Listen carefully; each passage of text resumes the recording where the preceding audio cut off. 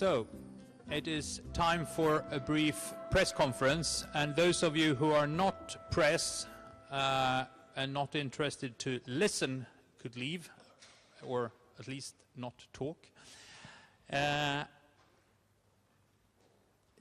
The Japan Renewable Energy Foundation has held this conference. We are actually quite happy with the result.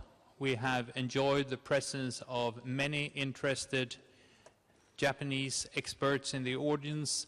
We have had many international and Japanese speakers who have contributed to what we as organizers see as a very interesting and fruitful conference. During these days, we have also had some meetings on the side of the conference. The International Innovation Network, a group of international experts that support the foundation. Many of them have been speakers at the conference, have met, and they have drawn some conclusions written down in a paper that will be distributed after the conference. We have also, as a foundation, had the opportunity to engage in further collaboration with other organizations, and as I have already mentioned, the Japan Renewable Energy Foundation has signed a memorandum of understanding with Desertec, and we are also about to sign a memorandum of understanding with the National Renewable Energy Center of Mongolia that has been represented here and is interested also in continued collaboration with the foundation here in Japan. I think this interest also reflects the fact that there is an international interest in the developments taking place in Japan. All around the world, we know that Japanese industry has a lot of competence and capacities that are important for the global successful development of renewable energy. Many of us know that Japanese companies are involved in the renewable energy industries in other parts of the world. Industries providing wind power plants, solar PV panels, and also Japanese banks providing finance to renewable energy projects elsewhere. All this results in expectations that if the regulations of the electricity market in Japan is changed, there will be a significant capacity to quickly develop this industry within Japan, and by doing so, by creating a home market for this industry, making these companies already active on the global market an even more competitive and interesting contributor to global development. I will leave the floor to my colleagues to add what they think important to convey to you, and then leave the floor open for questions. Tetsu. Okay, I have. So the last 2 days, the conference has been held, and within the conference, and of course outside the conference hall, various discussions have taken place, and if I may summarize what happened. And the schedule for this conference was looking ahead to tomorrow, which is the first memorial of the earthquake, tsunami that occurred on March 11th of last year. So 1 year has elapsed. And we have to look back on what happened a year ago. And then, of course, we have to look forward as to the question of what are we going to do for the future of this country. So at the start of this week, we had conferences on the feed-in tariff for speakers from Germany and Japan, and on the next day, that is the 7th and the 8th, the JREF had sponsored various conferences, and REN 21 had its board of directors meeting in Japan for the first time. And there were some internal meetings as well, but the Global Renewables Status Report, in addition to that, the Global Future Report was also published as a sister report, and those two have written up as to what has been happening in renewables, and also provides a vision as to what will be happening for renewables in the future. So there was a series of conferences on renewables in Tokyo this week. And as a side event, ICEP sponsored the Community Power Conference, which was 2 days ago, the day before yesterday. And the IEA, IRENA representatives came along, and there were some official conferences, unofficial meetings took place. And concerning the procurement price of the feed-in tariff for Japan was being discussed at the same time at the government offices as well. So I think, in a way, this was a memorable week for renewables in Japan. And then we had this revision 2012 yesterday and today. So revision 2012, and we'll be looking into what will be happening this year, the next year, and into the future. And I hope we can continue the discussion.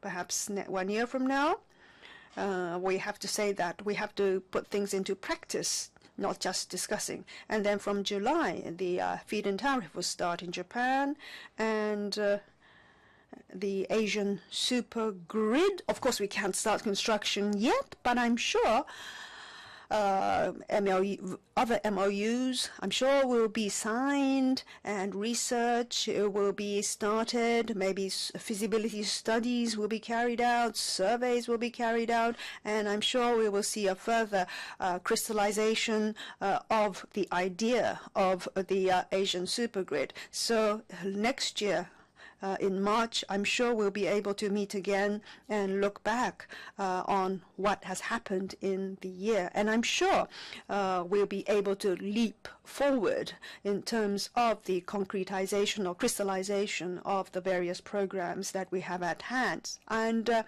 of course, I can't do this alone, or we ourselves cannot do this on our own. I think it's up to everyone, really, to push forward with the projects that we have at hand and to implement the various programs that we have. 私からは、特にその、So what I'd like to mention is, as we look at the Asia Super Grid initiative, that the fact that we had been able to reach an agreement with the Mongolian Renewable Energy Organization. And then have a seat over there. チャガンさんこちらです一番。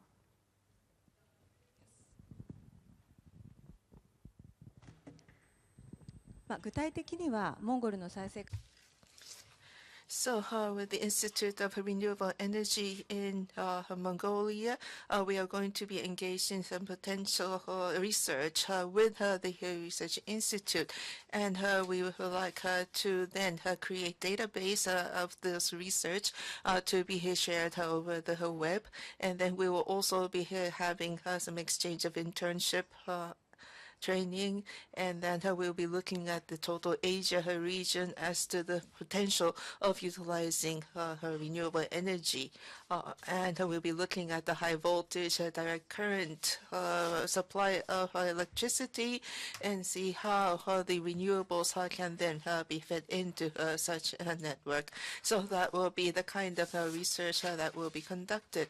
And while we have already received the signature on this document from the Mongolian side, I'd like to ask Thomas to also put his signature on the document and then share this document with Mr. Tsagan.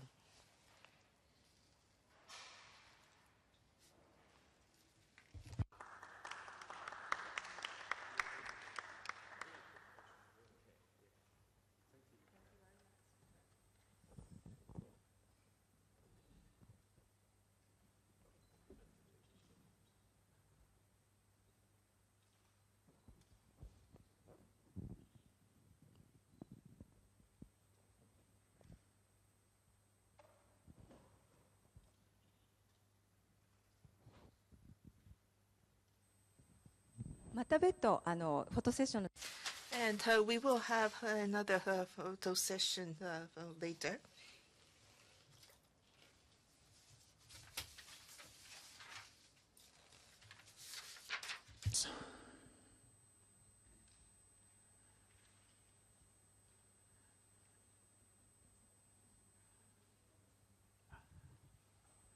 No questions. Yes, one question.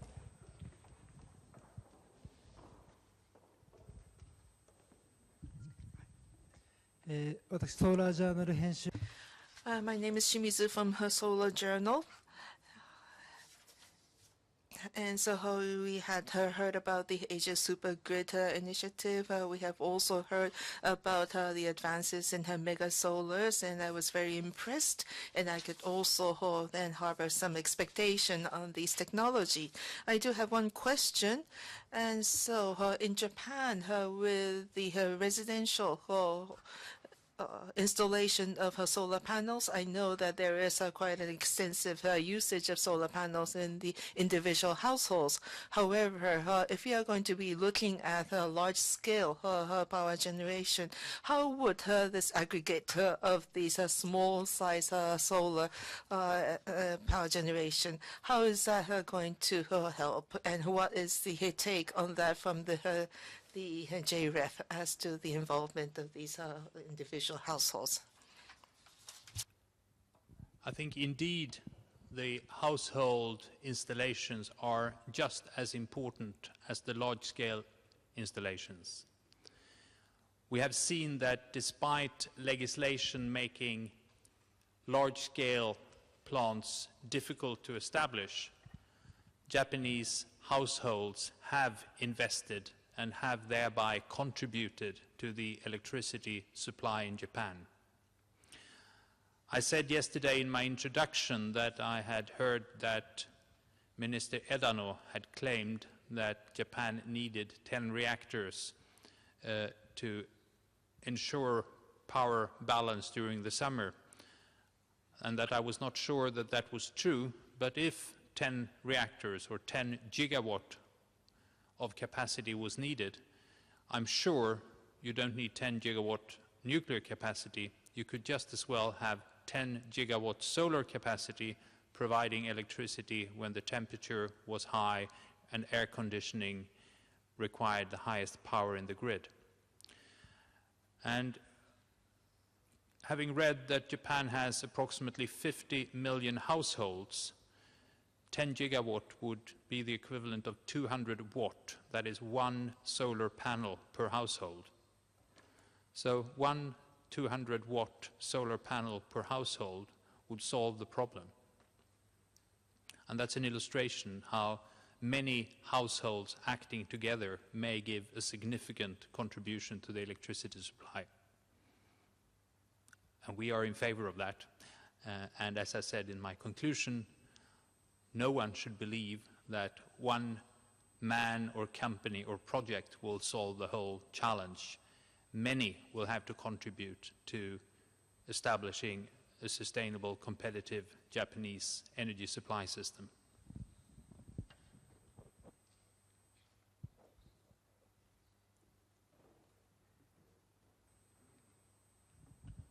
I am a Swedish journalist from newspaper. My name is Johan Myrsten. I wonder, how is the cooperation with the government, between you and the government, concerning, for example, the efforts in the areas affected by the catastrophe or in other fields?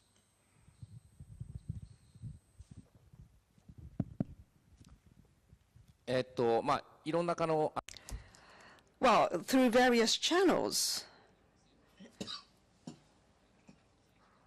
we are liaising with the politicians as well as the government, and with the ruling party as well as the opposition.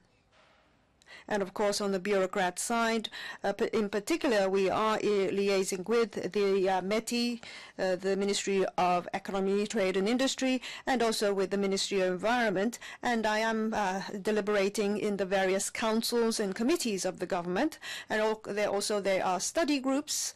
I provide lectures, I provide information and data. And of course, with the electric power companies too, I am in contact with them. So on policy, discussion, and in terms of communication, I do utilize quite an amount of energy and time in passing on the message from myself. And just this week, within the committee of the government, there has been discussing of the procurement price, a procurement tariff for the feed-in tariff. And also on our side, we do have a study group. And also, concerning the grid utilization, there is another committee which is studying that. And we are trying to provide policy input, policy recommendations on all these areas, and that is how we are trying to impact, influence directly and indirectly the policy making on the part of the government. If I may add to that in a little concrete way, no, I'm in charge of advocacy and PR, and I think we have 3 targets here. Number 1 would be to vis-à-vis the policymakers, which would be the politicians and the bureaucrats and the ministries. And number 2 would be, as Mr. Ida mentioned, it would be the industry. Not only the power industry and the non-power industry, and thirdly, the media. We are trying to maintain contact, very close contact, with all 3 areas. And you talked about in the question about our relationship with the government. So, of course, there are some closed study groups or study meetings that we have, and also there are open meetings just next week. Dr. Odd Håkon Halstetter from Norway will be speaking in front of some politicians next week. So that will be a closed meeting in the morning and an open meeting in the afternoon. So in a way, we do have many ways to liaise with the government as well as the bureaucrats concerned. Well, as you're a fellow Swede, I admit I've met a lot of politicians while here. In Sweden, I sometimes believe I understand how the political process works. Here, I don't.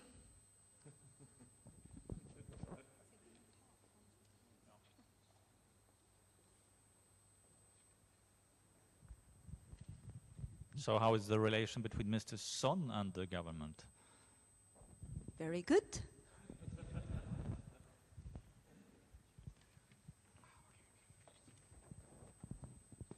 Yep. There.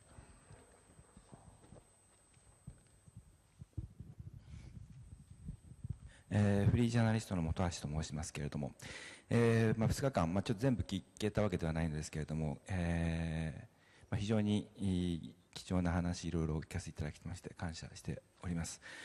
気になる点が1点、ちょっと大きい点があります。というのは、今回の話を聞いていますと、非常にサプライサイド、自然エネルギーのサプライサイドの話というのが非常に多かったと思うんですけれども、逆に例えば自由化にしても、発電の自由化だけではなくて氷の自由化。ちょっと待ってもらえます？通訳が止まって。ごめんなさい。ごめんなさい。Sorry.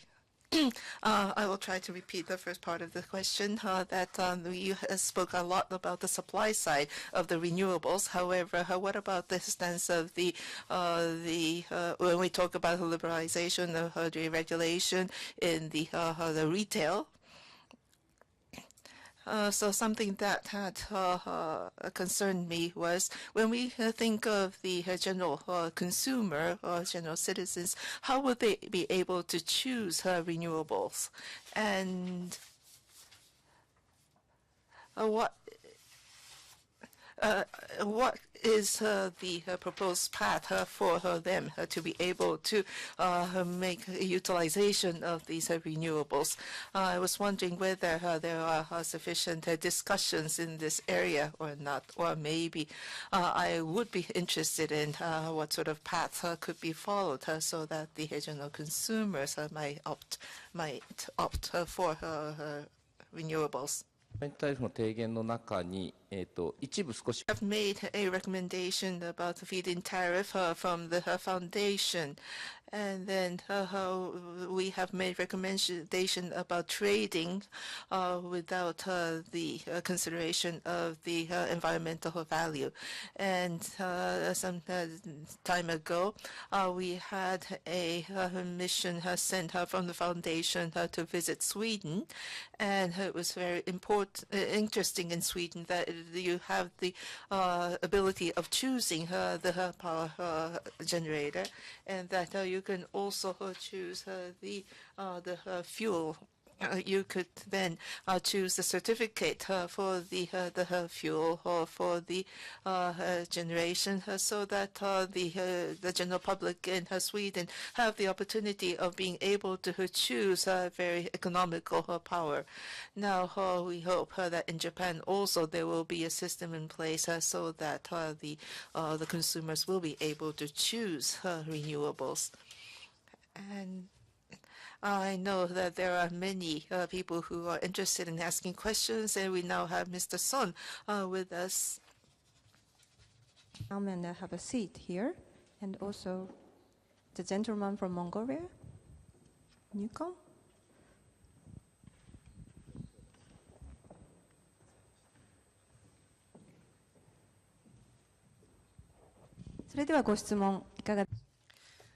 Okay, so I think we have a question from the floor. 韓国のハンギョレ新聞、ハンギョレ20 I'm from Korea. Thank you very much. It has been a wonderful opportunity to study about renewables, and I hope that this will be implemented. And that was how I was listening to the presentation.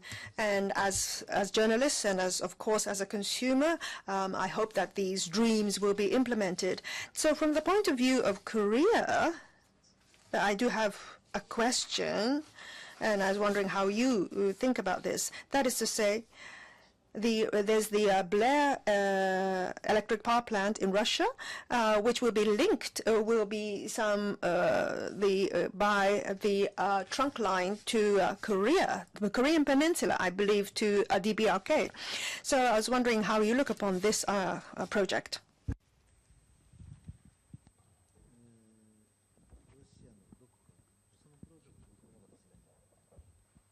Excuse me, can you repeat? もう一度そのプロジェクトの名前をおっしゃっていただいてもよろしいですか? Repeat the name of the project?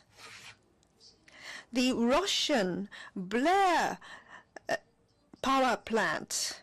And there will be a trunk line to link to DPRK, North Korea, and then to, I believe, South Korea. What's the source? Which newspaper was it in? Which media was it in? Energy. What's the energy source?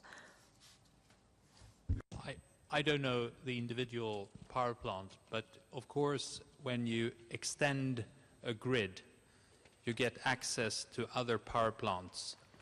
Some renewable, desirable plants, and some more polluting, less safe plants. That is inevitable. It is economically beneficial in general with extended grids, and the opportunity to choose plants may, in a regulated competitive market, open new opportunities to select to buy from renewable sources of electricity. But it's also a greater advantage for power plants like wind power plants and solar power plants to have access to a large grid than it is for nuclear power plants and coal-fired power plants, because for renewables such as wind and solar, access to a large market means that their electricity is always going to be valuable, whilst if you have a small grid with a lot of wind power, you might see what we have heard sometimes happens in Germany, that electricity prices are zero or even negative because the wind power plants produce more than the customers want to buy. So the whole idea of strengthening the grid is to make sure that the production from renewables always has a value, and thereby making it more interesting to invest in a greater renewable capacity. And in the discussions of what is possible by connecting Japan and Korea, it is also relevant that this opens opportunities to build large wind power capacity in the area between Korea and Japan. And then maybe the situation will be that whatever way the power flows in the line, one country will import wind power.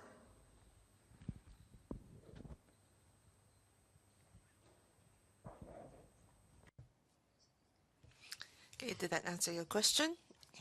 Yes, I will go on to the next question.